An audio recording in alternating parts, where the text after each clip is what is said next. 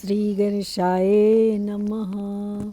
ओम गंगणपतये नमः। वक्रतुंड महाकाय सूर्यकोटिसमप्रभा निर्विघ्नं कुरु मे देव सर्वकार्येषु सर्वदा। गजाननं भूतगणादिसेवितं कपित्थजम्बूफलचारुभक्षणम् उमासुतं शोकविनाशकारकं नमामि विघ्नेश्वरपादपङ्कजम्। ॐ या कुन्देन्दुतुषारहारधवला या शुभ्रवस्त्रावृता या वीणावरदण्डमण्डितकरा या श्वेतपद्मासना या ब्रह्माच्युतशङ्कर प्रभृतिभिः दैवमही सदा वन्दिता। सा मां पातु सरस्वती भगवती निशेषजाड्यापहा। माँ सरस्वती माँ भगवती भवानी की जय। जय जय श्री राधे।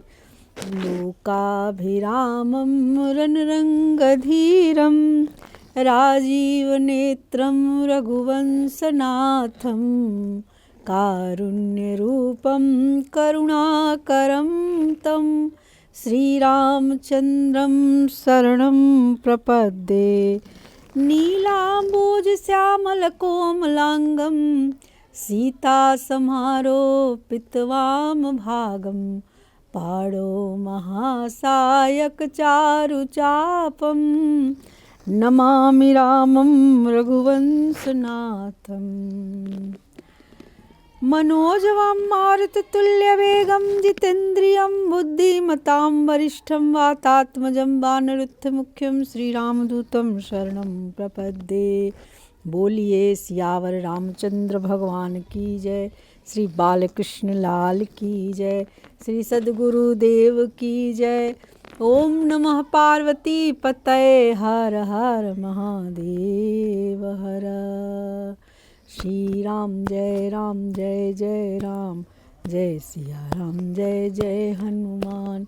श्री राम जय जय राम जय सिया राम जय जय हनुमान। मुकुंद माधव गोविंद बोल केशव माधव हरि हरि बोल। वसुदेव सुतं देवं कंसं चारूरमर्दनं देवकी परमानंदनं कृष्णं वंदे जगद्गुरुम्। ओम क्लीं कृष्णाय वासुदेवाय हरे परमात्मने प्रणतक्लेशनाशाय श्री गोविंदाय नमो नमः। श्री राम जय जय राम जय सिया राम जय जय हनुमान। सर्वमंगल कामना सुखी बसे संसार सब दुखिया रहे न कोई। यही अभिलाषा हम सबकी मेरी भगवन पूरी होय। विद्या बुद्धि तेज बल सबके भीतर होय। दूध पूत धन धान्य से वंचित रहे न कोई। आपकी भक्ति प्रेम से मन होवे भरपूर। राग द्वेष से चित्त मेरा कोसो भागे दूर। मिले भरोसा नाम का हमें सदा जगदीश। आशा तेरे धाम की बनी रहे ममीस। पाप से हमें बचाइए करके दया दयाल।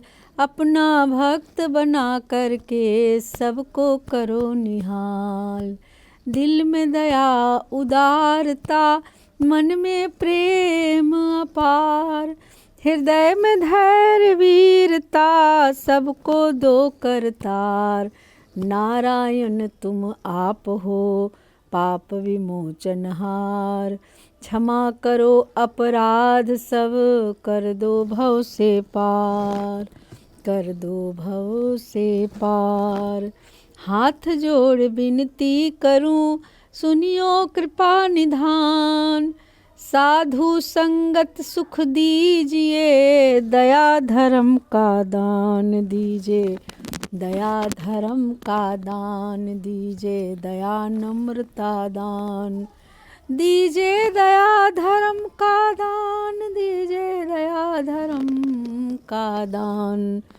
श्री भागवत महापुराण की जय, श्री सुख सुधा सागर की जय, श्री बाल व्यास जी की जय, श्री व्यास जी भगवान की जय, श्री सुखदेव जी भगवान की जय, सभी देवी देवता की जय, सभी गुरुओं की जय। आप लोग अपना अपना आसन स्थान ग्रहण करें। सभी संतों की जय, सभी भक्तों की जय। जय जय श्री राधे, जय गंगा मैया की जय, श्री अन्नपूर्णा माई की जय, बाबा विश्वनाथ जी की जय, संकट मोचन संकट दहन हनुमान जी, सियावर राम जी, माँ दुर्गा, माँ शक्ति, माँ भगवती, भैरव बाबा, अन्नपूर्णा माई, विश्वनाथ जी की जय। जय जय श्री राधे।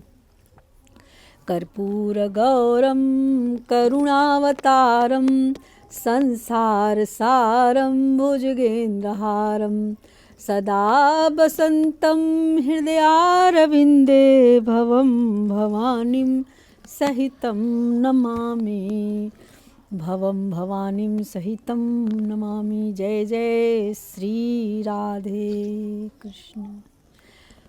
आइए हम लोग भागवत महापुराण के चतुर्थ स्कंद का 5वां अध्याय श्रवण करेंगे। आज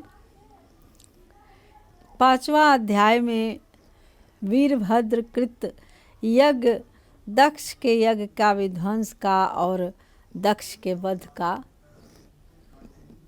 कथा आता है।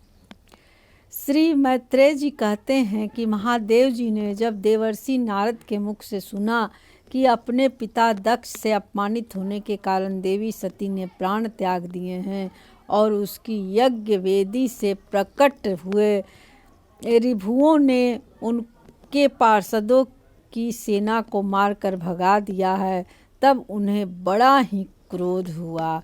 उन्होंने उग्र रूप धारण कर क्रोध के मारे होठ चबाते हुए अपनी एक जटा उखाड़ ली, जो बिजली और आग की लपट के समान दीप्त हो रही थी, और सहसा खड़े होकर बड़े गंभीर अट्टहास के साथ उसे पृथ्वी पर पटक दिया। उससे तुरंत ही एक बड़ा भारी लंबा चौड़ा पुरुष उत्पन्न हुआ। उसका शरीर इतना विशाल था कि वह स्वर्ग को स्पर्श कर रहा था। उसके 1000 भुजाएं थीं, मेघ के समान श्याम वर्ण था, सूर्य के समान जलते हुए 3 नेत्र थे, विकराल दाढ़ें थीं और अग्नि की ज्वालाओं के समान लाल लाल जटाएं थी। उसके गले में नरमुंडों की माला थी और हाथों में तरह तरह के अस्त्र शस्त्र थे। जब उसने हाथ जोड़कर पूछा, भगवान मैं क्या करूं, तो भगवान भूतनाथ ने कहा कि वीर रुद्र तू मेरा अंश है, वीर रुद्र तू मेरा अंश है, इसलिए मेरे पार्षदों का अधिनायक बनकर तू तुरंत ही जा और दक्ष तथा उसके यज्ञ को नष्ट कर दे। प्यारे विदुर जी, जब देवाधिदेव भगवान शंकर ने क्रोध में भरकर ऐसी आज्ञा दी, तब वीरभद्र उनकी परिक्रमा करके चलने को तैयार हो गए।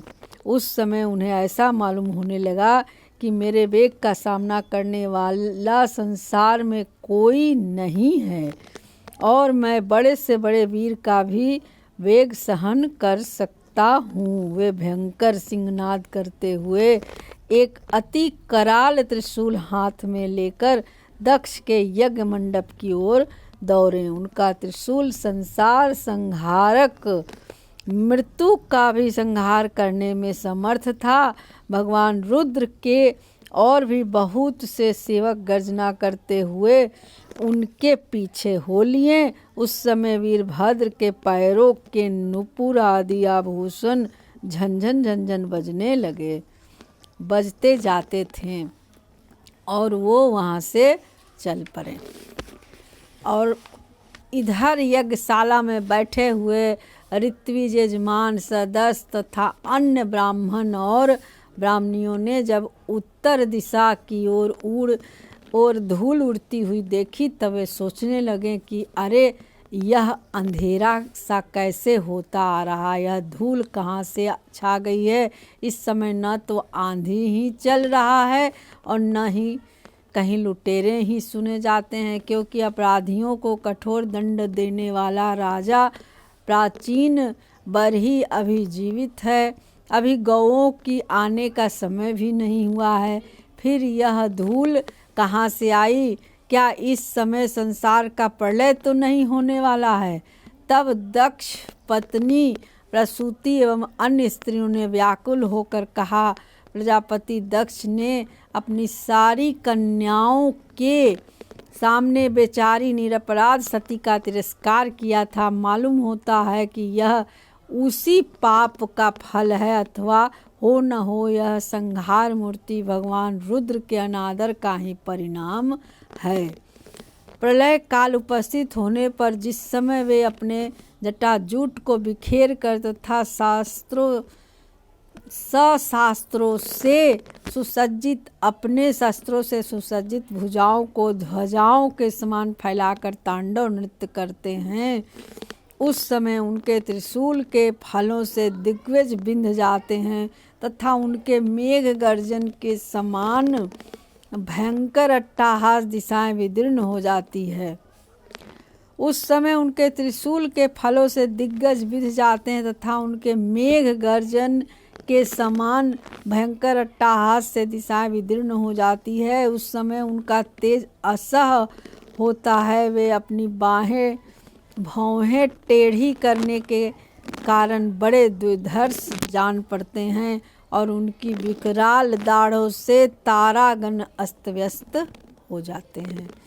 उनके क्रोध में भरे हुए भगवान शंकर को बार बार कुपित करने वाला पुरुष साक्षात विधाता ही क्यों न हो, क्या कभी उसका कल्याण हो सकता है? जो लोग महात्मा दक्ष के यज्ञ में बैठे थे वे भय के कारण एक दूसरे की ओर कातर दृष्टि से निहारते हुए ऐसी ही तरह तरह की बातें कर रहे थे कि इतने में ही आकाश और पृथ्वी में सब ओर सहस्त्रों भयंकर उत्पात होने लगे। विदुर जी इसी समय दौड़कर आए हुए रुद्र सेवकों ने उस महान यज्ञ मंडप को सब ओर से घेर लिया। वे सब तरह तरह